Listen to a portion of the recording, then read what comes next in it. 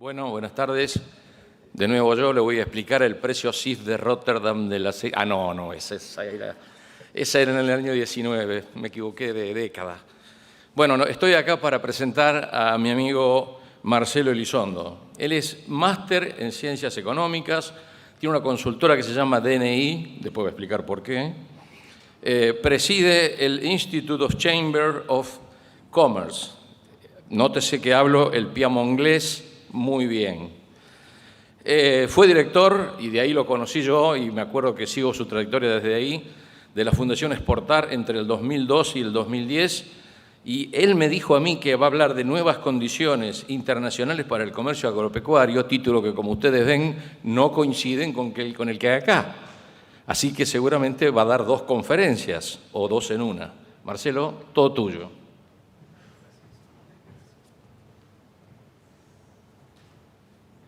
Bueno, muy buenas tardes. Es un gusto para mí poder compartir esta reunión con ustedes. Quiero agradecer especialmente a Sahir por haberme convocado y poder compartir con ustedes algunas ideas que están reflejadas en los 2 títulos, el que está ahí en pantalla y el que fue mencionado. En definitiva es lo mismo, es una visión geopolítica sobre el nuevo contexto internacional. Ustedes saben que vivimos un escenario de enormes cambios. Yo creo que hace muchas décadas que en el mundo no vivíamos cambios tan profundos y es bueno por lo menos ir siguiendo lo que está ocurriendo, porque eso tiene alto impacto en la producción agropecuaria argentina, que es la más internacional, aquella en la cual más dependencia existe sobre lo que ocurre en el mundo. Pero que, por supuesto, es algo a lo cual desde la Argentina, tanto el sector privado como el sector público, tienen que reaccionar adecuadamente. De modo que es un gusto para mí poder compartir con ustedes esta reunión. También agradezco a todos los presentes que estén presentes, sobre todo después del almuerzo. Siempre uno tiene más incentivos para trazar un poquito, estar en la mesa que para volver. De modo que lo que voy a tratar de contarles es lo que pasa en el mundo, cómo impacta en nuestra capacidad de ofrecer producción agropecuaria en general, girasol en particular, y el estado de la Argentina ante este contexto. Hay pocas actividades como la actividad agropecuaria en la cual es tan relevante lo que pasa en el mundo.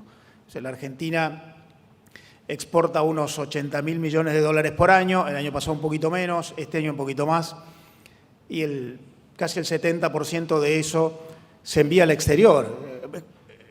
Casi el 70% de esos son productos agropecuarios que se envían al exterior. El 70% de las exportaciones argentinas son producción de origen agropecuaria con más o menos manufacturación.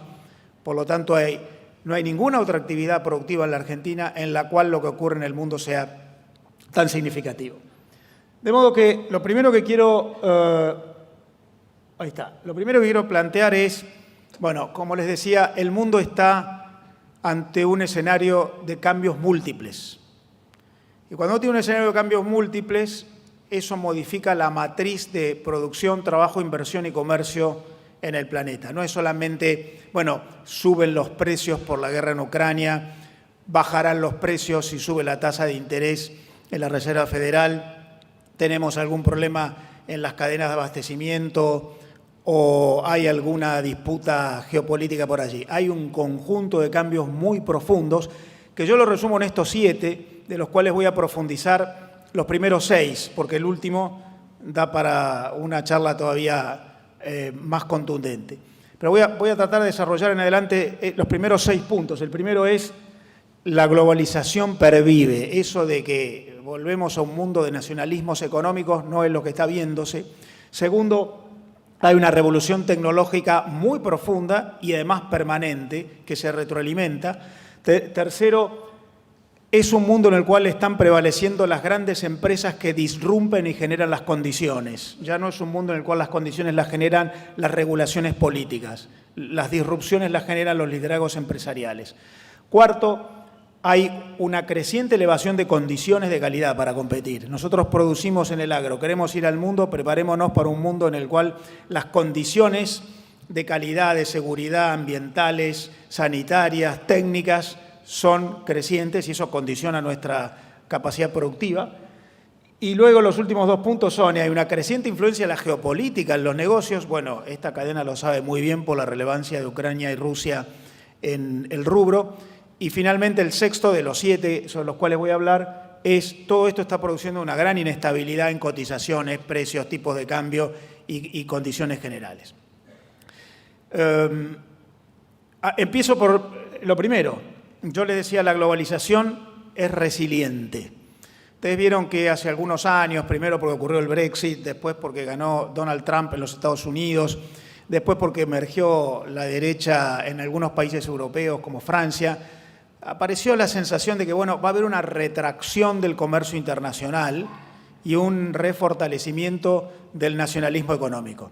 Bueno, no es lo que está ocurriendo. Ni siquiera la pandemia, que también parecía que iba a afectar el comercio internacional, lo logró. El año pasado, eso lo muestra, las columnas que ustedes ven a la derecha es el comercio internacional total, sumado en todo el mundo, entre todos los países, año por año. Ustedes vean en la última columna a la derecha, la más alta es la del año pasado. La anterior, más baja, es la del año anterior, afectada por la pandemia. Acá ustedes tienen el comercio internacional total en el mundo, entre todos los países, año por año, medido en billones de dólares. El año pasado, 28,5 billones de dólares, sumando bienes y servicios. Quiere decir, ustedes vean que es un crecimiento muy sustancial en relación a los años anteriores. El año pasado, la suma de todas las exportaciones de todos los países del mundo fue récord absoluto medido en dólares, creciendo más de 20% en relación al año anterior, en volúmenes más de 8%. De modo que la primera noticia es el mundo sigue comprando y sigue vendiendo. Y no hay una retracción en la intensidad económica del comercio internacional. La globalización sigue mostrando operaciones que son muy intensas y además que crecen. Pueden haber algunos accidentes, como la pandemia. La pandemia hizo retraer el comercio internacional en el 2020 un 5%, pero la recuperación posterior es más de 20%. Por lo que la primera es la foto de lo que ocurre. Vamos a ver ahora que, sin embargo, este sostenimiento del comercio internacional está afectado por cambios cualitativos. Es cierto que se sigue comprando y vendiendo, es cierto que el año pasado fue récord, pero también es cierto que las condiciones son más complejas.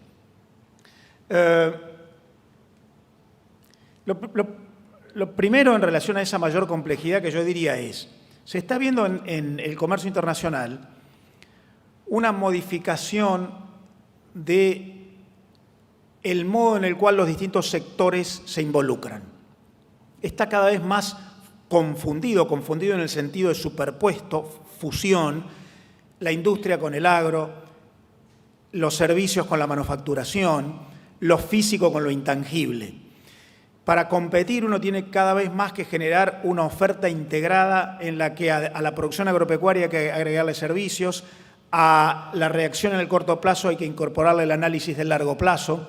Por eso cuando uno analiza cómo se descomponen esos 28 billones de dólares del comercio internacional total en el mundo el año pasado, uno descubre que la mitad, ahí está la representación de la torta del año pasado, la mitad gris a la izquierda es comercio de manufacturas, arriba a la derecha en azul es el comercio de servicios, que integra una parte relevante del comercio de manufacturas, pero yo pongo ahí abajo a la derecha en rojo lo que crecientemente está mezclándose, por eso hay una flecha de que va y viene. En realidad hay cada vez más componente del comercio de bienes que está explicado por servicios, hay cada vez más integración del capital intelectual en la oferta de bienes en el comercio. Por lo tanto, aquella vieja distinción de, bueno, vendo productos primarios y tengo poco que ver con las manufacturas o los servicios, vendo bienes físicos y lo intangible tiene poco que ver conmigo, está cediendo hacia un sistema mucho más complejo de integración en el cual la producción agropecuaria tiene que considerar relevantemente la incidencia de todo lo demás a partir de la generación de ecosistemas múltiples en los cuales tenemos que tener socios que nos provean lo que no hacemos nosotros. Cuando hablo de capital intelectual, estoy hablando de lo que es más dinámico en el comercio internacional hoy. Si uno mira ese 28 billones de dólares de comercio internacional total en el mundo, descubre que en realidad el principal motor de ese crecimiento, el año pasado más de 20% de crecimiento, es todo el componente de intangibles que hay en la producción. Se siguen vendiendo bienes físicos, se sigue vendiendo granos, se sigue vendiendo aceite, se sigue vendiendo harina, carne y frutas. Sin embargo, dentro de la producción hay cada vez más creciente componente intangible, ingeniería, innovación, royalties, propiedad intelectual, software en la producción, certificaciones que agregan intangibles para calificar la oferta, de modo que la oferta física sigue existiendo, pero el componente desagregable en la generación de valor de los intangibles que califican a la oferta física es cada vez más relevante para ganar mercados. Por lo tanto, cuando uno dice capital intelectual, ¿de qué habla? ¿Cómo puedo yo agregar capital intelectual en mi oferta de granos o de derivados, aceites, para competir en el mundo? Bueno, acá yo traigo una clásica definición de lo que es el capital intelectual en 3 grandes atributos que son crecientemente relevantes en el comercio internacional hoy para ganar mercados. El primero es el capital interno en materia intangible. Se respeta cada vez más, se paga cada vez más en el mundo, se comercia cada vez más si uno incluye patentes, copyright, marcas, software productivo, no solamente el software de las tecnologías básicas, sino el vinculado a la capacidad de organizar los factores en la producción, capital interno. Organizar la producción en base a conocimiento que termina siendo pagado o preferido en los mercados. Segundo es el capital externo. Uno va al mundo con reputación generada por la calificación a través de la trayectoria, que genera lealtad en los consumidores, que genera marcas, que genera licencias o que genera una eficaz organización de los canales de distribución. Preocuparse por el éxito de la oferta en los mercados. No decir, bueno, despacho, se lo vendo al exportador, el exportador va, no me importa lo que pasa. Tener una constante vinculación con la cadena hacia adelante, es el capital externo. Y finalmente, el capital humano. Todo esto requiere, como todos ustedes saben, involucrados en la producción, creciente incidencia de personas formadas para administrar las tecnologías duras con las que trabajamos. Todos sabemos acá que hoy ya no hay tal cosa como producción primaria en el agro. En la medida en que trabajamos con Big Data, maquinaria agrícola calificadísima, trabajamos con satélites, con ingeniería genética y una enorme cantidad de factores que forman parte de este capital intelectual y que no solamente se refiere a cómo producimos, sino que también se refiere a cómo los mercados prefieren y desde ese punto de vista califican a nuestra oferta. Esto que les digo se grafica en este trabajo que Jonathan Knowles publicó hace un tiempo, evaluando las principales empresas en el comercio internacional. O sea, a ver, miro las grandes empresas del comercio internacional. ¿Quiénes son los que tienen éxito? ¿Quiénes son los que están liderando el comercio internacional? Y sobre eso trato de explicar por qué están teniendo éxito. Y lo que dice Jonathan Knowles es el 70% del valor de las grandes empresas que tienen éxito en el comercio internacional está explicado por intangibles, no por su capacidad física. La vieja economía del capital físico, campos, galpones, máquinas, está cediendo ante la relevancia de los intangibles vinculados con la ingeniería, la innovación, la capacidad de organizar de manera eficiente e innovativa el proceso de producción, la vinculación con los mercados a través de tecnologías de gestión acertadas, ese saber hacer incorporado que termina hoy siendo muy efectivo. No se trata solamente de saber hacer, sino de generar un acompañamiento a través de ese capital intelectual, que es lo que explica el primer punto que yo mencionaba de esos 6 iniciales, la revolución tecnológica. De modo que hay una fusión entre distintos componentes en los negocios internacionales. Ya no hablamos más de comercio internacional. O sea, los negocios internacionales nos ponen a nosotros en un ecosistema en el cual tenemos que tener socios y saber que el comercio internacional de bienes está vinculado con el de comercio internacional de servicios, con los flujos de inversión extranjera, con el financiamiento externo, con el tráfico de datos, conocimiento e información, con las migraciones y las telemigraciones, con la capacidad de cumplir y hacer cumplir estándares cada vez más exigentes en los mercados, con la generación de nueva infraestructura, no solamente física, sino para la incorporación de tecnología en la producción, sobre todo en la producción agropecuaria. Esto, por supuesto, incluso se manifiesta específicamente en alguna bajada de todo eso, específicamente relativo a la producción agropecuaria. Ahí muestro las 7 tecnologías que más están impactando en la producción agropecuaria en el mundo como componente condicionante para el éxito en el comercio internacional posterior. Estas 7 tecnologías surgen de un trabajo efectuado en la International Chamber of Commerce, la oficina argentina de la International Chamber of Commerce la tengo a mi cargo. Tenemos un hub de agribusiness en el cual están participando empresas de distintos lugares del mundo. De hecho, invito a Sahir a participar. Allí hay permanente discusión y evaluación de cómo funciona toda la cadena desde el inicio hasta el final, que es mucho más lejos que el que uno puede imaginar, de toda la cadena de agribusiness, como se llama en ICC, en la International Chamber of Commerce. Se hace un relevamiento, cuáles son las 7 tecnologías en la producción, la inversión, el comercio y el trabajo que están marcando la diferencia. Bueno, el Hub ha generado estas 7 como principales destacadas más significativas para el éxito en el comercio internacional posteriores. Todo esto se refiere a esa revolución tecnológica y ese nuevo cambio que está ocurriendo acelerado por los 3 grandes fenómenos más recientes que están ocurriendo en el planeta, que es el cambio climático, la pandemia y sus efectos y el impacto geopolítico de la guerra en Ucrania, que están alertando a muchos, más allá de la anécdota, para prepararse distinto en materia de enfrentar los nuevos desafíos. De modo que esto me lleva al tercer gran título de los que yo planteé recién, que es el siguiente. Para competir internacionalmente, más que tener buenos productos, uno tiene que transformarse en una buena empresa.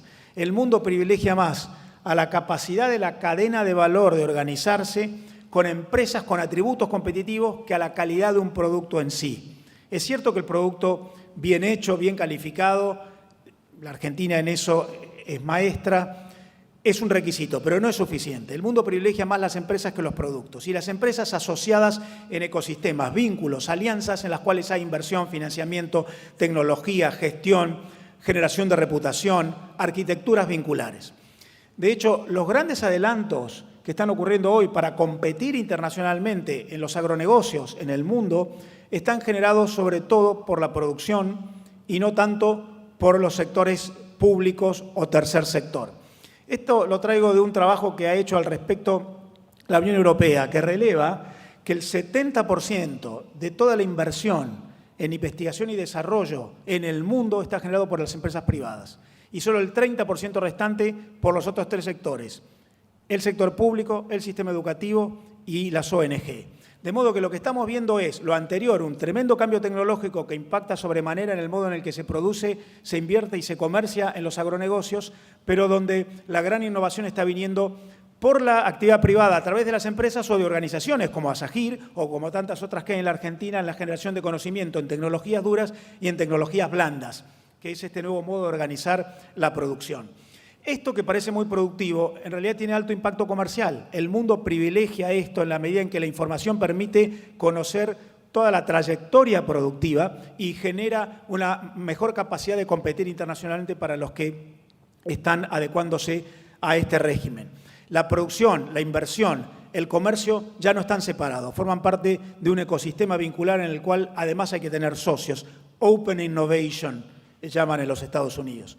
De modo que hay un conocimiento explícito, como lo muestra el gráfico de la derecha, pero hay además un enorme conocimiento implícito que hasta es difícil de medir económicamente, que genera valor competitivo en esta creciente exigencia que el mundo nos está poniendo en materia de comercio internacional. Todo esto venía ocurriendo desde antes de la pandemia, pero se aceleró en ocasión de la pandemia.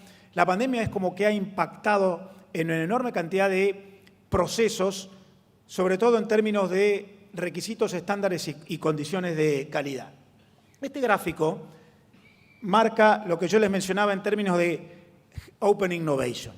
Hasta hace poco, el comercio internacional se analizaba en términos de cadena de valor. La cadena de valor podía ser graficada en una línea en la cual había distintos eslabones, la producción primaria, el transporte mayorista, el almacenamiento, la exportación, la importación al mercado de destino, la distribución, la incorporación en la continuación del proceso de producción una cadena de valor en la cual cada etapa iba generando más o menos el mismo valor. Hoy todo eso está integrado en lo que se llama ecosistemas, en los cuales se vincula el inversor con el productor, el que incorpora tecnología con el que tiene la tierra, el que genera el conocimiento con el que aporta lo físico. Y esto requiere una enorme apertura para tener socios, incluso concebir los mercados como parte de procesos mucho más allá que el mismo país en el cual nosotros estamos actuando. Una integración en ecosistemas, no por ecológico, sino por económico, en la cual se vincula los servicios con la manufactura, la producción primaria con la industria, la inversión con el comercio. De hecho, hay un muy interesante trabajo de la Organización Mundial de Comercio que releva todo el comercio internacional, con los datos del último año anterior a la pandemia, el año 2019, porque es el momento en el cual más genuinamente se podía analizar el comercio.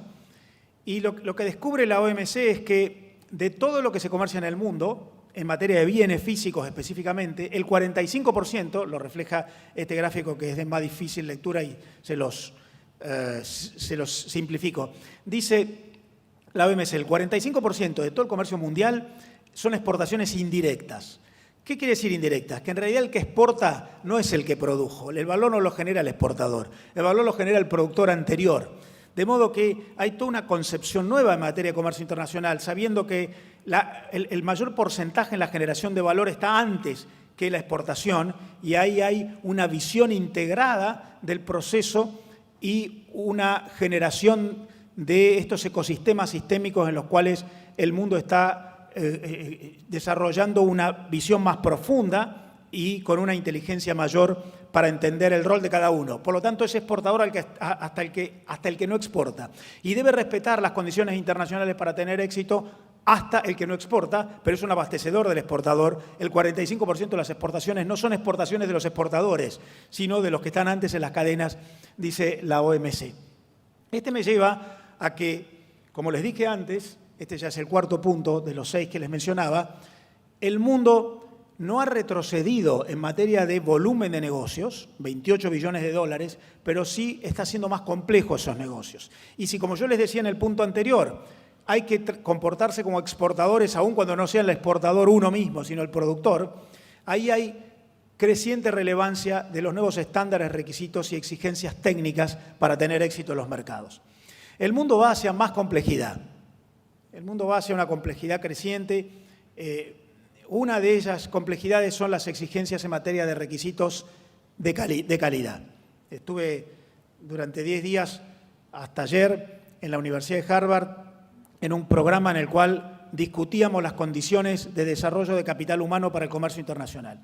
Y ahí prevalecía lo que ellos llaman ESG, Environmental, temas ambientales, Social, cumplimiento de estándares sociales, y governance, cumplimiento las empresas de condiciones de reputación para ser elegibles en el mercado.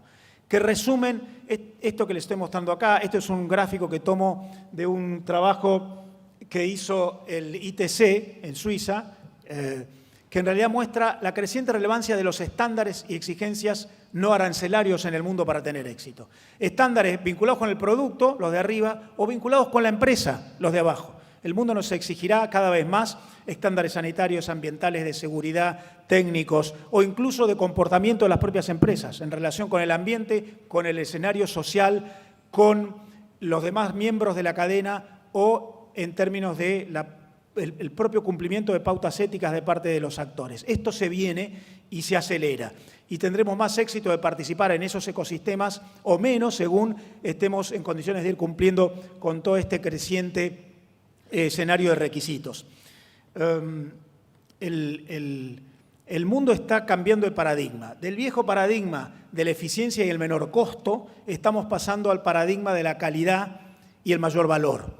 El mundo incluso está dudando sobre si tenía sentido trasladar la producción en el outsourcing a aquellos lugares que me garantizaban abastecimiento en escala con menor costo, dado que aparecen riesgos como los que estamos viendo hoy en la cadena de abastecimiento. Y bueno, si no podemos hoy darnos el lujo de no privilegiar tanto el menor costo y empezar a garantizar determinadas condiciones que tienen que ver con la calidad. cambio de paradigma, el paradigma del valor en relación al paradigma del costo, y ese paradigma del valor tiene que ver con crecientes exigencias, por lo menos para abastecer a los mercados donde hay más negocios, porque uno siempre puede seguir produciendo a la antigua y vendiendo a la antigua, pero lo más probable es que eso excluya a la oferta de cualquier cadena agropecuaria de la participación en los negocios más rentables, incluso nos deje afuera de ganar mercados. Voy al punto siguiente, el punto 5, que es el punto de la geopolítica, tan relevante en toda la cadena del girasol. La geopolítica se vincula con lo anterior. El mundo está teniendo una creciente incidencia de la geopolítica en los negocios. Hasta ahora yo les vengo diciendo revolución tecnológica, liderazgo de empresas que actúan en ecosistemas vinculativos, ya uno difícilmente pueda tener éxito solo, crecientes exigencias de calidad, estándares y requisitos. Dentro de todo esto, un componente creciente en materia de definición, de identificación, de configuración de los mercados es la incidencia de la geopolítica en los negocios. Lo más fácil de ver es cómo ha impactado, en particular en esta cadena, la guerra en Ucrania, pero lo relevante es que impactos geopolíticos que están afectando el comercio internacional vienen ocurriendo crecientemente desde hace un tiempo y seguirán ocurriendo más, no sabemos bien por qué lado. Hoy tenemos la guerra en Ucrania, en ocasión del COVID aparecieron conflictos relevantes, Australia excluida de abastecer a China, su principal mercado, simplemente por un tema geopolítico. Australia pidió una investigación en la OMS sobre el origen del COVID. Entonces Japón, en consecuencia, reaccionando y subsidiando empresas para que dejen de depender de abastecedores chinos. El Brexit, que fue otra respuesta geopolítica no siempre bien entendida en la Argentina. Se interpretó que el Brexit era un rapto de nacionalismo. No, en realidad es un cambio de mapa. El Reino Unido sale de Europa y entiende que los negocios están en otro lado, en particular en Asia. De modo que la geopolítica está teniendo enorme incidencia en las condiciones en las cuales nosotros podemos actuar. Y hay que estar preparado, primero porque los que compran empezarán a calificar a los que responden mejor en materia geopolítica. Y la Argentina ahí tiene una oportunidad. En segundo lugar, porque probablemente los grandes compradores ya no quieran tener grandes abastecedores exclusivos como Ucrania y Rusia, porque si ahí aparece un problema, en realidad reemplazar uno grande por otro grande puede generar serios problemas, entonces más vale diversificar. Hay algunas tendencias en materia geopolítica que resumen lo que yo les venía diciendo antes. Yo les dije al principio, la globalización pervive, no retrae. La globalización se basó en lo que se llamaba el offshoring, las cadenas de valor mandando afuera a producir lo que después iban a comprar. Y algunos están diciendo, bueno, entonces ahora el offshoring, llevar afuera la producción, las escalas internacionales, va a ser reemplazada por un reshoring, por la renacionalización de la producción. No. Están diciendo distintos grandes responsables de los negocios internacionales, por ejemplo, Christine Lagarde en Europa o Janet Yellen en los Estados Unidos, lo que viene es el friendshoring, los negocios internacionales van a estar más fuertes entre los países aliados, entre los países que generan confianza y amistad. Muy importante jugar en la geopolítica en términos de friendshoring, ser confiable para saber por parte de quien viene a comprar que no tendrá acá un problema geopolítico como tuvo quedándose ante la dificultad de ser abastecidos por Ucrania o por Rusia, por ejemplo, o problemas como estamos viendo hoy en estos días. Se han visto la visita de la presidenta de la Cámara de Representantes de los Estados Unidos a Taiwán, Nancy Pelosi. Respuesta, China está cerrando su mercado para algunos productos taiwaneses.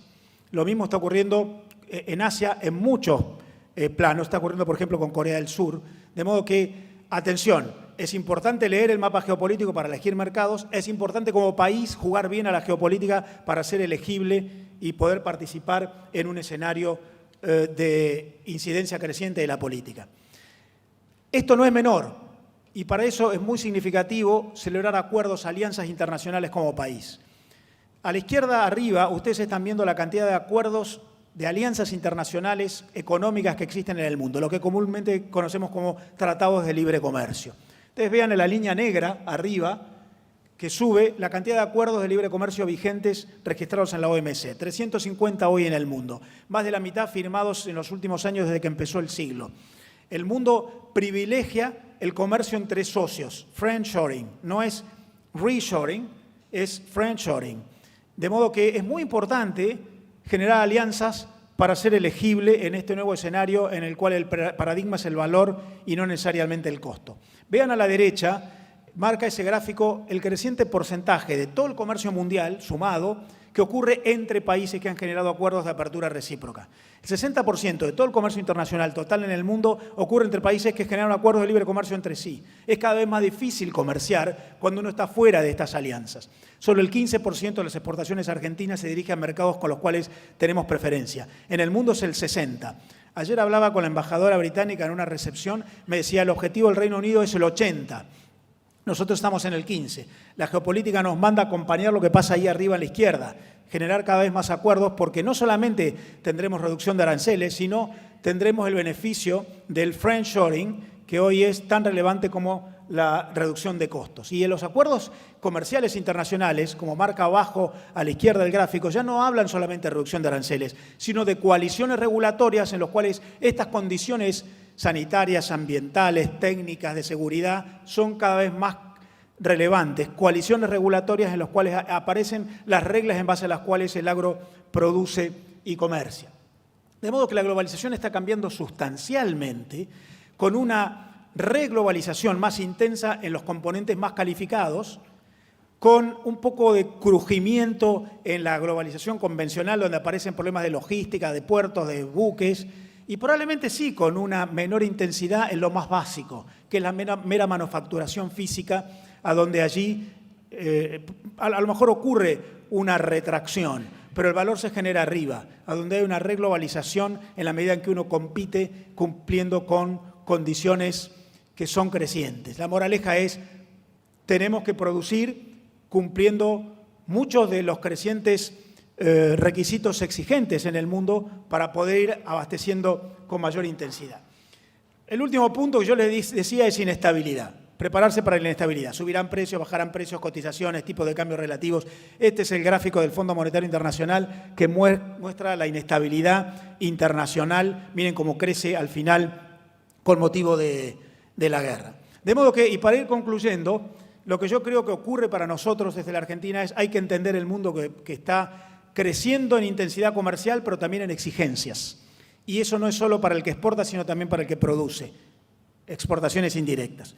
La Argentina, y con esto termino, viene manteniendo una débil participación en el comercio internacional. Ustedes saben, el 70% de nuestras exportaciones son con componentes agropecuarios. Nosotros explicamos solo el 0,3% de todas las exportaciones mundiales. Acá tienen el gráfico, columna año a año, la Argentina en el comercio internacional. Vean que de participaciones de 0,4, y si yo me voy más atrás llegaría a 0,8, estamos en el 0,3.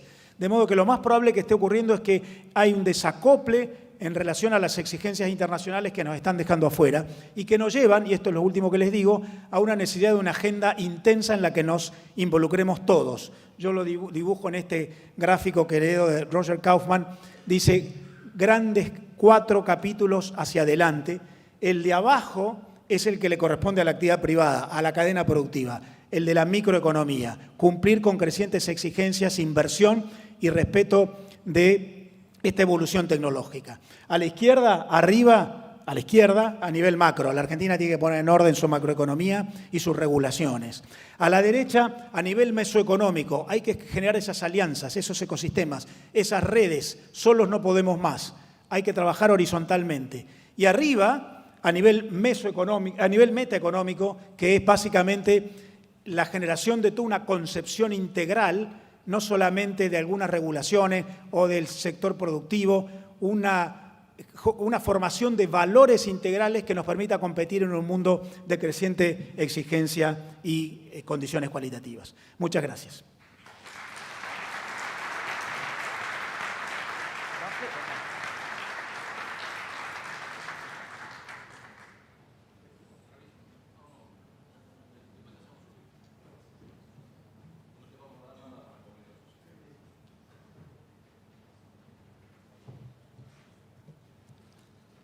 Bueno,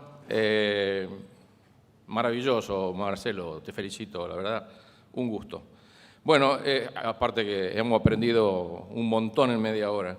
Tengo el gusto de presentar a un amigo a quien conozco de potrillo. Tengo unos cuantos años más que él yo. Eso no quiere decir que sea un viejo, che. Es licenciado en Ciencia Política, se llama Gustavo Idígora, todo el mundo lo conoce. Tiene un máster en Relaciones Internacionales y es el presidente de Ciara SEC. O sea, él nos va a hablar sobre más o menos lo que planteó Marcelo, traducido a nuestro negocio de la cadena de valor de Girasol, que como les decía antes, es la 9ª en importancia según el INDEC en 2021. Gustavo, todo tuyo y espero que te luzcas. No tengo ninguna duda que se va a lucir.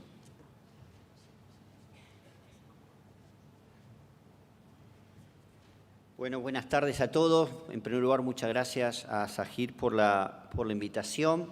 Voy a tratar de interpretar qué le está pasando al mundo y qué le pasa a nuestro negocio de girasol y de aceite de girasol hoy y mirando un poquito para los próximos años, sobre todo después de la brillante exposición de Marcelo de plantearnos todos estos desafíos que hay de las cadenas de valor, de la geopolítica y tantas cosas que muchas veces pensamos que no nos impactan, pero voy a tratar de ver de qué manera entender de cómo nos impactan. En primer lugar, un día en febrero se les ocurrió a los rusos invadir Ucrania. Esto que parece raro, y uno dice, bueno, pero yo estoy acá tranquilo en Buenos Aires o en mi ciudad, etcétera, ¿por qué me va a impactar? Bueno, va a impactar sobre todo dos razones. Primero, de cada 5 aceites de girasol que hay en un supermercado, 3,5 dejaron de aparecer al día siguiente.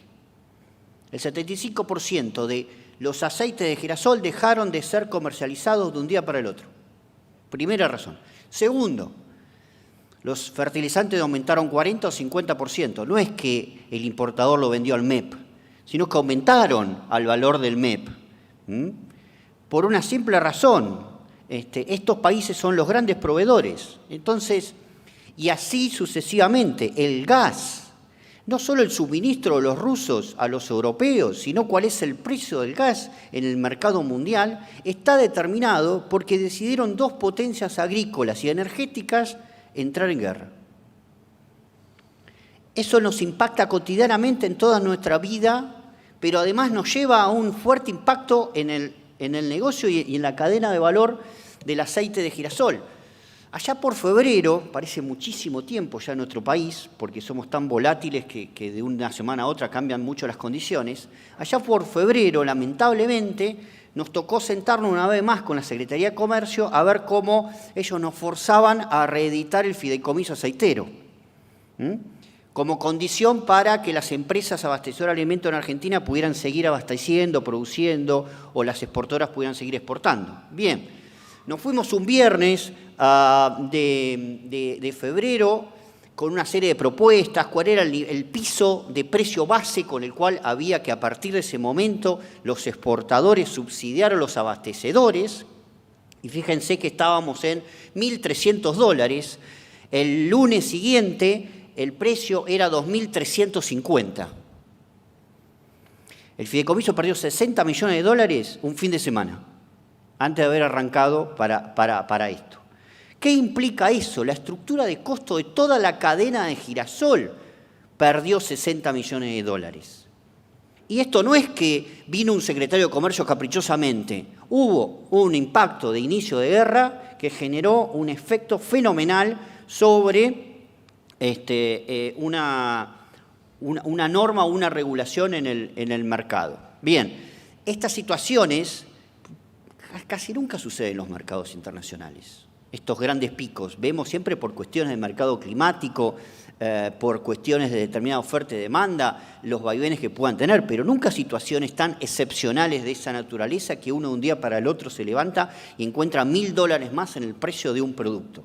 Bien, todo esto generó, por supuesto, que se generara una corrida de precios de los demás aceites. Imagínense a todos ustedes los importadores y supermercados del mundo decir, bueno, ahora me falta 75% de los aceites, ¿a quién se lo compro? ¿Qué otro aceite tengo para poner sobre la mesa? En Ciara nosotros recibimos a través de las embajadas oportunidades comerciales para nuestras empresas. Habitualmente son 2 a la semana que llegan, aproximadamente. Empezaron a llegar 60 por día de supermercados italianos, españoles, etcétera, franceses, que si hay alguien que no quiere hablar de producto argentino, son los franceses, hasta asociaciones de productores franceses diciendo, hago un negocio, compro en Argentina y lo vendo en Francia. Bueno, el mundo cambió. El mundo cambió con estas cosas y generó esta corrida de precios de los demás aceites. El aceite de soja hizo también un seguimiento en ese sentido y todo. Y además, ¿qué sucede? Ningún gobernante trata de suicidarse en general, políticamente. Entonces, ¿cuál es la primera tentación que tienen? Acá o en cualquier parte del mundo. Cerremos la exportación. Si se nos está yendo mucho aceite al mundo, eso va a generar que yo pierda votos, más allá del daño que le puedo provocar a una cadena de valor. Entonces, en Indonesia dijeron, bueno, vamos a cerrar el aceite de palma. Total, ¿qué importa? Bueno, aceite de palma es el más barato del mundo, el que tiene más volumen a nivel mundial de los aceites, de un día para el otro desapareció. Y así otros países como India, etcétera, hicieron cosas parecidas con el trigo y todo eso. ¿Qué hicieron? El efecto que no querían causar lo causaron. Aumentaron más los precios, generaron muchas más tensiones, muchos más desequilibrios y todo, porque esas políticas fueron erróneas. El intervencionismo en general genera siempre los efectos contrarios de lo que busca, que es contener precios. Entonces se produjo un proceso de sustitución de aceites, el problema de los costos logísticos, lo que hoy Marcelo también nos comentaba, hay una ruptura de cadenas de valor a nivel global, porque la logística entró en crisis, no solamente en cuanto a los costos de la logística, sino que la logística llega a tiempo, desapareció el llegar a tiempo. Ir a buscar un celular a Estados Unidos de marca conocida era antes muy simple, ahora te dicen vení dentro de 60 días. Esta situación lleva también a que el mercado de alimentos haya perdido también esa condición y por lo tanto también termine siendo otro factor que va sobre precios hacia de manera alcista.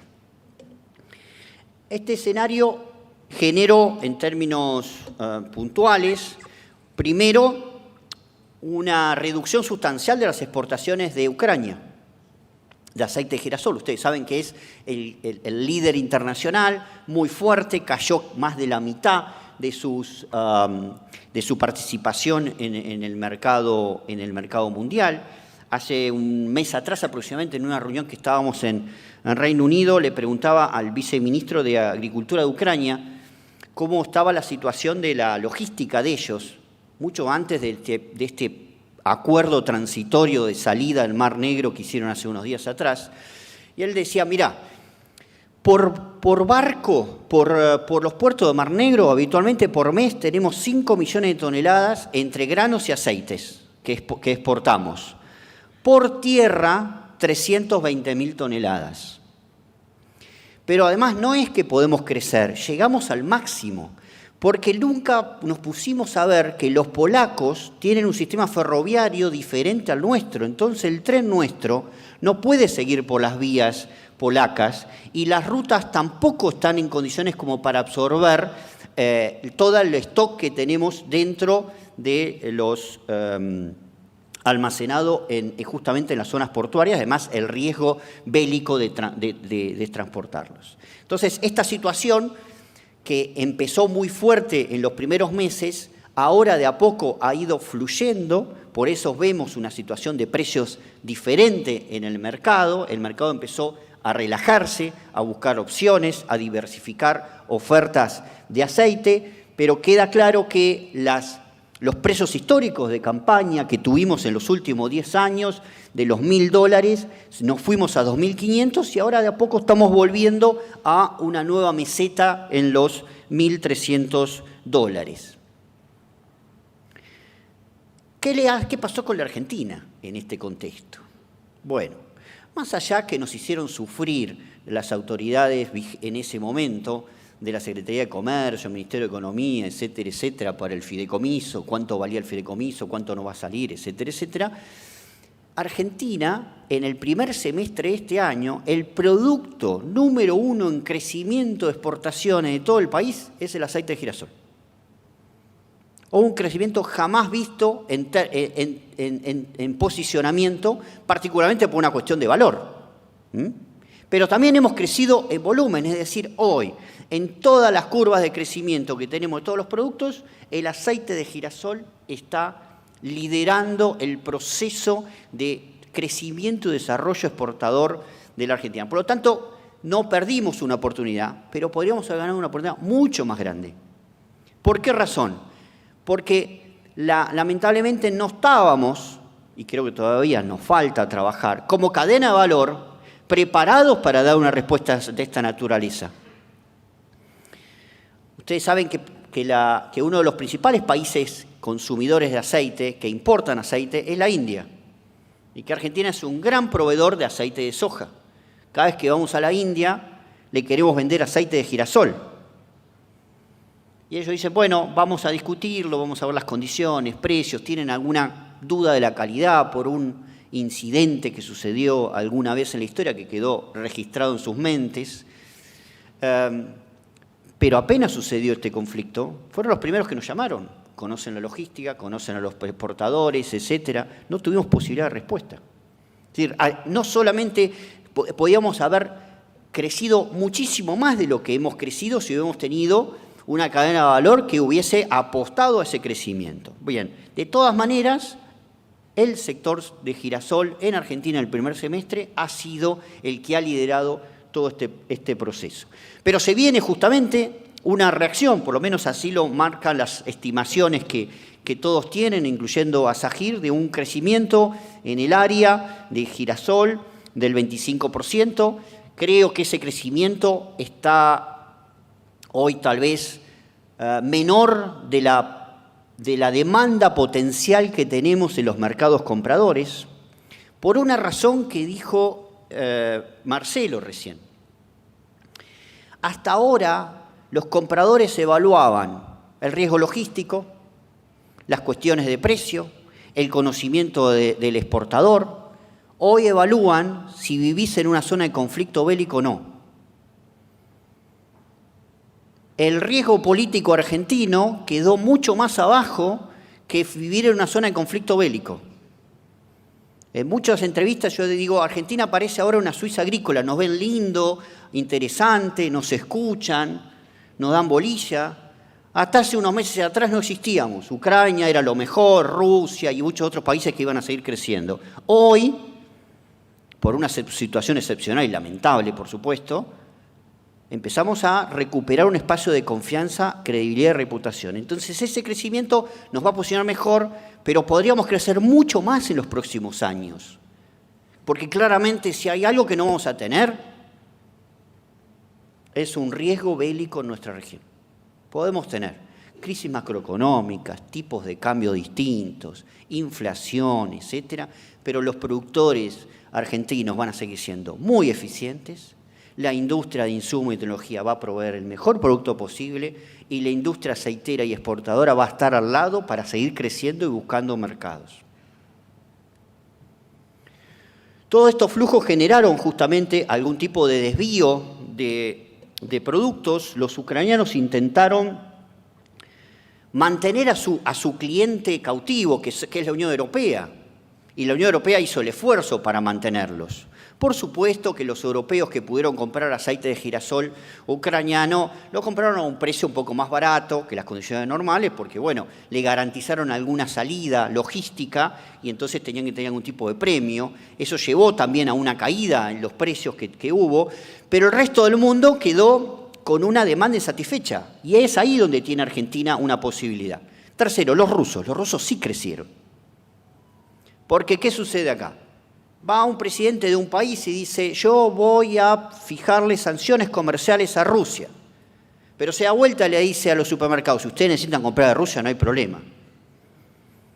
Entonces, ¿qué pasó? Los rusos desplazaron a los ucranianos. Ahora bien, el escenario que planteaba Marcelo de la geopolítica puede llevar que a los ucranianos les lleve muchos años reconstruir. El mismo viceministro de Agricultura me lo decía la otra vez. Nosotros para levantar minas y activar puertos, entre 1 año y 1 año y medio. Pero además, para volver a reactivar toda la cadena logística y el sistema productivo, entre 4 y 5 años. Tenemos 5 años de oportunidad de posicionarnos en el mercado internacional. Tercero, Rusia. ¿Qué va a pasar después del conflicto? Después del Tratado de Paz y como quede la geopolítica dibujada nuevamente. Lo más probable es que ahí sí haya, en primer lugar, un apoyo financiero fenomenal jamás visto en la historia hacia Ucrania de parte de la Unión Europea y Estados Unidos para construir la capital mundial agroalimentaria del mundo en Ucrania. Y un castigo muy grande a aquellos que le compren a los rusos. Entonces, no solamente tenemos que pensar a Argentina desde qué pasa con Ucrania, sino también los posibles pérdidas de mercado que tengan los rusos en los próximos años. Y ahí tenemos, a mi entender, enormes oportunidades. Ahora bien, y mi charla es corta, ¿qué desafíos tenemos? Y yo creo que hoy el mundo tiene 3 grandes desafíos. El primer lugar es el desafío de la seguridad alimentaria. ¿Estamos en condiciones de dar respuesta en aceite de girasol, en girasol, a las demandas de un mundo que no hoy encuentra respuesta en la oferta? Y para hacer eso, ¿qué necesitamos como cadena de valor? Más allá de las condiciones macroeconómicas. ¿Qué tecnologías tenemos disponibles? ¿Qué tecnologías son las aceptables a nivel internacional? Pero ¿qué tipo de productos es el que tenemos que ofertar en el mundo? Y ahí entramos a ver el otro pilar, la seguridad ambiental. Lo decía Marcelo, ya no importa ser eficiente. Lo que importa ahora es que brindes un producto con trazabilidad, con cadena de custodia, con certificación ambiental. Se nos viene al 2025 la soja libre de deforestación. 1 año más va a ser el girasol libre de deforestación. Ustedes dirán, bueno, ¿qué problema hay? ¿Cuánto en la región del Gran Chaco? Sí, en la región del Gran Chaco tenemos una producción importante, pero va a ser toda la Argentina que va a tener que ser libre de deforestación. Hasta el que deforeste más de 1 hectárea no va a ser elegible para ninguna industria para poder comprarle su girasol. ¿Podemos trazarlo? ¿Podemos identificarlo? ¿Podemos entonces darle una identidad nacional a un producto que claramente va a poder tener condiciones de competencia en el mercado internacional? Y lo último, después que hagamos el tema de deforestación, que es lo que se viene ahora, el siguiente paso es lograr que esta cadena de valor sea carbono neutra. ¿Qué tecnologías tenemos que aplicar para hacer carbono neutro en la producción primaria? ¿Cuánta información de los proveedores de tecnología tienen ustedes como productores de emisiones por litro aplicado de producto en el campo? Hasta hace unos años 0. Hoy de a poquito va surgiendo alguna información básica y todo. Y por ejemplo las bolsas de cereales con el programa argentino de carbono neutro ya han hecho estimaciones a nivel de producción primaria, de industria, transformación, transporte y todo en general como cadena. Pero todo esto vamos a tener que ir haciendo después individualmente y en cada uno de los eslabones. Y entonces el primero que llegue a tener una certificación de balance de carbono para llegar al carbono neutro va a tener un posicionamiento de mercado mucho más fuerte también. No estoy hablando solo de aceite, estoy hablando también del girasol confitero, que claramente también ahí tiene un nicho de mercado, es un specialty muy valorado, pero que tiene que ir indefectablemente en esto. A mi entender, tenemos que ir a la vidriera mundial. Es el momento. Hoy nos van a escuchar, pero tenemos que saber qué le vamos a decir. Para eso necesitamos tener una hoja de ruta en común como cadena de girasol. Y Asajín es el ámbito natural para hacerlo. Tenemos una oportunidad para presentar esa hoja. Es la última semana de marzo del 2023, se hace en Argentina el Congreso Internacional de Aceite de Girasol. Vienen todos los compradores del mundo de aceite de girasol en la Argentina a ver quiénes somos, qué hacemos, cómo producimos. No lleguemos al 15 de marzo para ver qué vamos a escribir. tratemos desde ahora, desde agosto del 2022, de trabajar juntos en este ámbito para ver de qué manera transformamos, escribimos nuestra hoja de ruta para salir a un mercado muy demandante, que hoy está dormida la oferta, pero que dentro de unos años, cuando esa oferta se despierte y nosotros no hayamos avanzado en eso, vamos a perder mucho de lo poco que hoy tenemos. La oportunidad es enorme. Aprovechemos esta cita de marzo del 2023 para no desperdiciarla y posicionarnos como la vanguardia en la cadena de girasol a nivel mundial. Muchas gracias.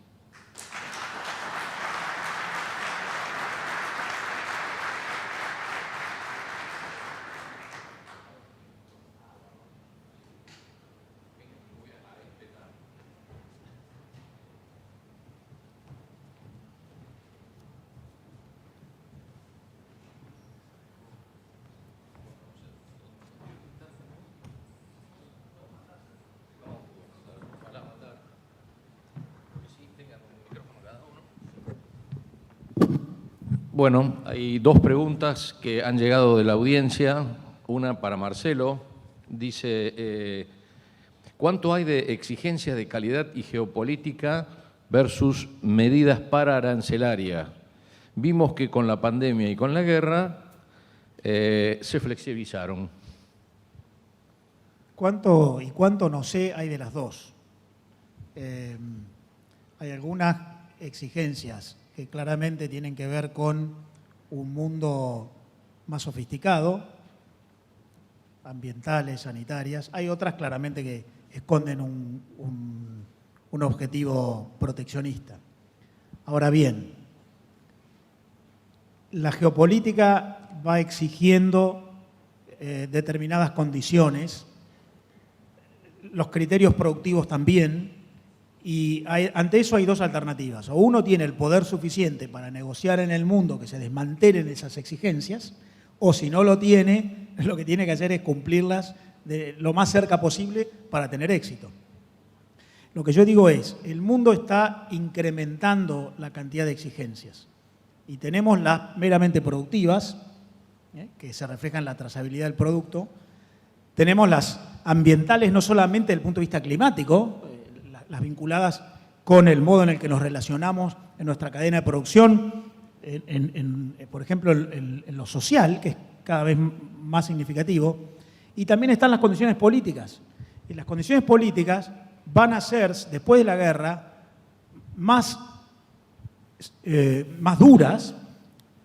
Lo que yo les hablaba, que está hablándose hoy en Estados Unidos y en Europa del friendshoring, elegir socios en función de determinados parámetros institucionales, políticos, ya está ocurriendo hoy.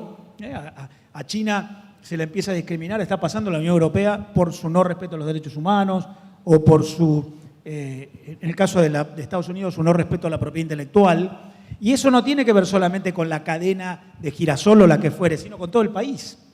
De modo que las condiciones de calidad son crecientes. Podrá uno negociar en mejor condición para que se desmantelen si son una excusa y proteccionismo, y si no, lo mejor que podemos hacer es hacer bien los deberes para tener la posibilidad de jugar como actores mundiales. Y no creamos que todo es proteccionismo y excusa. Mucho es exigencias de calidad crecientes y el mundo esto lo va a acelerar. La revolución tecnológica no es solamente máquinas nuevas, también tiene que ver con esto. Los intangibles en la producción tienen que ver con certificaciones, no solamente con ingeniería o patentamientos de nuevos procesos. Y esto más vale que lo consideremos. Muy bien. Gustavo, ¿cuáles son los requisitos de certificación de zona libre de deforestación? Bien, hasta ahora son requisitos privados. ¿Qué significa privado? Un importador le está pidiendo a un exportador que le diga, mira, en este barco quiero que me asegures, mediante el concepto de balance de masa, que 30.000 toneladas de soja o de girasol, para poner un ejemplo, no provienen de una zona o de lotes que hayan sido deforestados en un tiempo determinado. Por ejemplo, en el caso del biodiesel, es del 1 de enero del 2008. Lo que era Estados Unidos era 17 de diciembre del 2007. Bien, eso es privado. Y hoy por hoy tenemos 5 millones de toneladas de soja en todo el país que es libre de deforestación en este momento. ¿Qué dicen los países compradores, los gobiernos? No. Como la sociedad me lo está reclamando, yo ya no quiero que sea un esquema voluntario entre privados. Yo ya quiero que todo lo que ingrese por mi frontera y todo lo que se ha producido en mi territorio para darle respuesta a la sociedad sea libre de deforestación. Entonces, Reino Unido, Unión Europea, Estados Unidos, India, China, que lanzó la iniciativa, pero todavía no la terminó de explicar, pero ya algo va a ser también, están diciendo, bueno, en tal fecha, caso de Unión Europea, 1 de enero del 2025, todo embarque que ingrese de la cadena de carne vacuna, soja, palma, forestal y plátanos y algunas otras cosas que no es tanto nuestro interés, deberá dar la garantía. Pero la garantía va a ser, primero, auditada por privados, verificada por aduaneros, y además voy a decir yo desde Bruselas quién deforesta y qué país no deforesta, y le voy a dar un grado de riesgo de deforestación. ¿Se imaginan el lobby que hay ahí ambientalista, empresarial y todo para decir Brasil, Argentina, Malasia, Indonesia, máximo nivel de riesgo de deforestación? ¿Qué significa eso? Que no se puede descargar ningún barco de origen argentino cuando llegue a puerto europeo hasta que no se verifique el 100% que su mercadería efectivamente fue libre de deforestación. ¿Cuánto vale nuestro aceite de girasol? En vez de 1.300 vale 1.000. Si no logramos entrar en las categorías de bajo riesgo de deforestación, sistemas creíbles de cadena de valor, porque acá ya no significa que Oleaginosa Moreno tenga su esquema, ya no sirve más. Argentina tiene su esquema, la cadena de valor de girasol tiene su esquema, porque si hay uno solo que no lo haga, pone en riesgo ahora toda la cadena de valor. Bueno, eso es lo que se está trabajando en este momento. Bueno, tengo otras preguntas que ya las contestaste, así que ahora voy a hacer dos yo, así me doy el lujo de... La primera es, Marcelo, en el mercado del aceite de girasol ha pasado desde el conflicto que tanto China como India, que eran grandes compradores, bajaron sus importaciones, no solamente de Ucrania, sino también del mundo, ¿no? Y Europa está con el carbón de vuelta, que no quería estar, ¿no? Entonces, está bien, hay un discurso friendly, ¿no?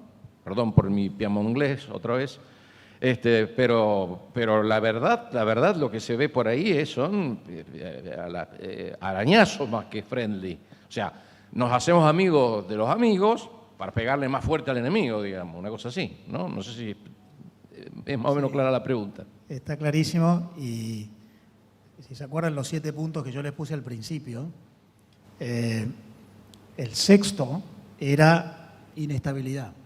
Las condiciones van a ir cambiando constantemente y hasta no me animo a decir en qué sentido. Pero hay una tendencia de largo, más calidad, y después está la táctica. Sí, apareció el problema del gas ruso, entonces tengo que volver al carbón. Y cuando yo digo inestabilidad, todo ese escenario de cambios, revolución tecnológica, liderazgo de empresas disruptivas que incluso avanzan por encima de las regulaciones públicas y obligan a las regulaciones públicas a adaptarse. Influencia en la geopolítica, nuevas exigencias en materia de estándares, requisitos y condiciones de calidad. Todo esto está generando profunda inestabilidad. La inestabilidad no es solamente de cotizaciones, sino también de condiciones. Por ejemplo, sí, quiero ser más amigable con el ambiente, pero tengo que volver al carbón porque tengo un problema en Rusia. Eso va a seguir ocurriendo. De modo que yo creo que hay atributos que tenemos que tener, y uno de ellos es la capacidad de adaptarnos a un escenario que va a ser muy cambiante en adelante. Y vamos a seguir teniendo sorpresas. El mundo está acelerando los procesos de cambio. Hay un trabajo muy interesante hace unos años de Ray Kurzweil, es el fundador de Singularity University en California, que él mide lo que llama hechos disruptivos desde que existe el ser humano sobre la Tierra, desde antes de la existencia del ser humano sobre la Tierra. Y tipo dice, siempre ha habido disrupciones. Un día se murieron los dinosaurios. Ahora, la diferencia de la época es que las disrupciones ocurren cada vez en plazos menores, porque hay una aceleración sistémica, la tecnología, la gente vive más tiempo, la información, de modo que eso genera inestabilidades. Ahora, hay una línea, el mundo se pone más exigente, de modo que es una estrategia y la táctica, y juegan en simultáneo. Bueno, y ahora le voy a hacer una pregunta a los dos, así se pelean un poco, porque hasta ahora están siempre de acuerdo. Argentina, ¿marca país Argentina o marca girasol argentino? ¿Qué hacemos? Es que si él habla, después yo me peleo con él. Bueno, tampoco se peleen por hablar. Yo la verdad que prefiero un producto directamente, porque me parece que cada canal de comercialización, cada consumidor y todo necesita apropiarse de los atributos, como dice Marcelo, de ese producto. Entonces, aceite de girasol argentino me parece que es mucho mejor que la marca país Argentina. No siempre nos conocen por nuestros productos en el mundo, a veces nos conocen por nuestros problemas. Entonces me gustaría que el aceite de girasol argentino no sea vinculado a los problemas, sino sea vinculado a los atributos positivos, ¿no? Marcelo. Estoy de acuerdo, no me puedo pelear con Gustavo. Por varias razones. Primera es objetiva. El girasol argentino es mucho más importante que la Argentina en el mundo. El agro. La Argentina explica en el mundo el 0,3% de todas las exportaciones, si incluimos todos los productos. Pero si incluimos las exportaciones del agro, la Argentina es el 2%, o sea, 7 veces más. De modo que donde sos más competitivo te conviene concentrarte en tus atributos sectoriales y el girasol mucho más. De modo que yo creo que es mejor una marca sectorial. Ahora, adicionalmente, el mundo va en esa línea. En el mundo los colectivos universales están perdiendo importancia relativa. Es más, si uno va a exportar, más vale que uno mire la cadena en la que juega y no el país al que vende. Uno no vende más a un país. Me pueden comprar el producto en ese país, pero eso va a terminar siendo a un tercero y a un cuarto país donde van a empezar a mirar la trazabilidad, por lo tanto más vale analizar la cadena y no el puerto donde entro. Los colectivos ya no son los que eran. Por lo tanto, en el mundo en general, lo que prevalece es un producto, una cadena, una región, más que un país. No me quiero extender, pero hay un trabajo de la World Intellectual Property Organization, la WIPO, que es la que regula todo el tema de propiedad intelectual en el mundo, que habla de que las cadenas de valor ya están siendo reemplazadas por lo que se llaman las Global Innovation Networks. Pero dice, hay una globalización subnacional. Dice, se globalizan más las regiones que los países. Y las regiones se vinculan estratégicamente según sus propios intereses, más allá de los países a los cuales pertenecen. Dice, Silicon Valley tiene más que ver con la economía asiática que con la economía norteamericana. De modo que si eso se traspola a un rubro como el girasol, conviene trabajar a nivel sectorial y no depender de lo global, donde hay tanta heterogeneidad. ¿Y qué rol le ven a los dos a las cadenas como estas? Digamos, ¿qué hacemos? ¿Cuál es la hoja de ruta, Gustavo? A ver, usted que habló de hoja de ruta. Sí, yo quería dejarte a vos esa tarea después dentro de SAGIR y a toda la comisión directiva, lo veo a Guillermo, etcétera, Enrique. Pero, a ver, la existencia en Argentina del concepto de cadena, en primer lugar, habla de un sector muy consolidado, un sector convencido de hacia dónde tiene que ir y un sector que sabe que los problemas o tensiones se discuten puertas adentro y no quejándose con el gobierno de turno en cada uno de los eslabones. Como concepto de cadena, eso es fenomenal, porque lo peor que nos podría pasar es que cada uno de nosotros vayamos a decirle a los gobernantes de turno cosas distintas o hablar mal del otro. Eso es la destrucción de la cadena. Entonces, en primer lugar, la constitución y consolidación de la cadena es fundamental. Ahora, el mundo está diciendo, quiero girasol y aceite de girasol de la Argentina. ¿Cuál es el plan? Y el único lugar donde se escribe el plan es en ASAGIR. Así que me parece que es un lugar fenomenal para hacerlo. Ya me encajaron el laburo. No, bueno, acepto el desafío y alguna pluma vamos a poner como solemos hacer. Marcelo, ¿qué te suena de la palabra? ¿Qué te quedó de tu historia de la Fundación Exportar, de la Argentina Supermercado del Mundo? ¿Tenés algún recuerdo de eso? ¿O es una palabra que no te convence del todo? Era tan Perdón, porque joven. me metí en un lugar donde no debía. Era tan joven. Cambió mucho el mundo de esa época hasta acá. Yo estuve 8 años a cargo de la promoción de exportaciones en la Argentina. Bueno, con Gustavo nos encontrábamos en esa época del otro lado del mostrador. Y el mundo era muy distinto.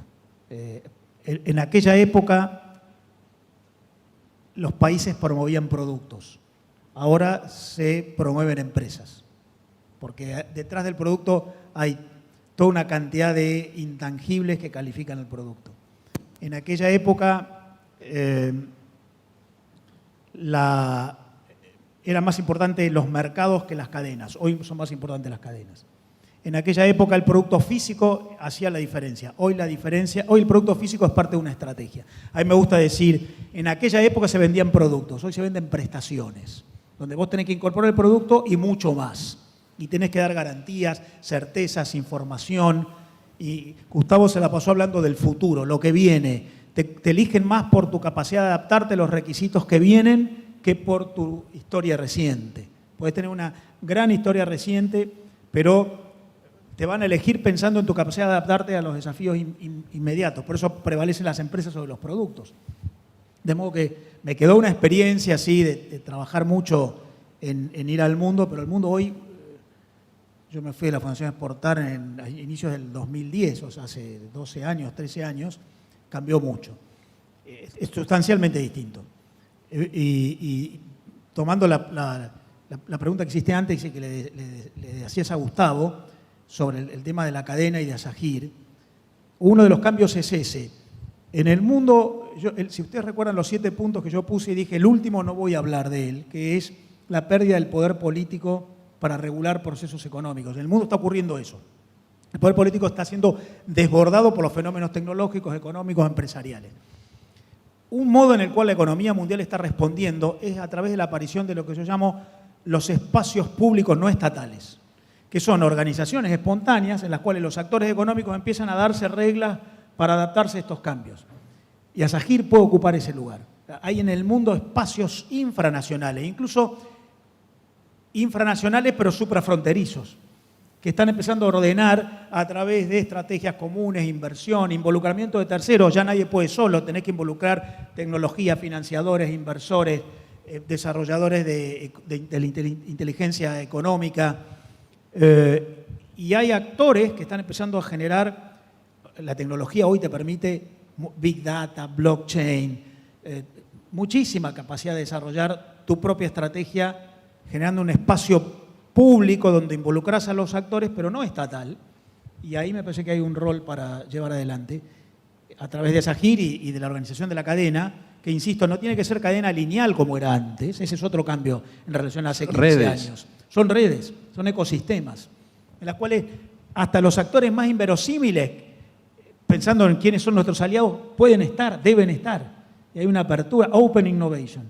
De modo que ahí hay un rol para llevar adelante y también forma parte de la diferencia en relación a cómo era hace 15 años. Bueno, muchas gracias. La verdad, no sé qué les pareció a ustedes, para mi gusto estuvo realmente interesantísimo. Así que les agradezco a los dos oradores y seguimos con el programa. Muchas gracias. Muchas gracias.